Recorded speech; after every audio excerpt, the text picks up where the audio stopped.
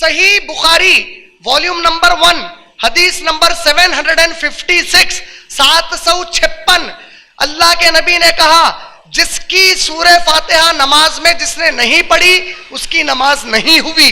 صحیح مسلم volume number 1 حدیث number 874 سے 884 884 سے 874 سے 884 10 احادیث.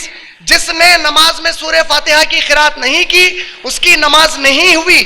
انہی میں سے ایک ابو ہریرہ رضی اللہ تعالی عنہ کے پاس ایک صحابی آئے اور کہنے لگے اے ابو ہریرہ اگر امام زور سے قرات کر رہے ہیں تو کیا میں ان کے پیچھے تب بھی سورہ فاتحہ پڑھوں؟ اگر امام زور سے قرات کر رہے ہیں تو میں کیا کروں؟ جواب ملا اللہ کے نبی نے کہا ابو ہریرہ جواب دے رہے ہیں اللہ کے نبی نے کہا جس نے سورہ فاتحہ نہیں پڑھی اس کی نماز نہیں ہوئی.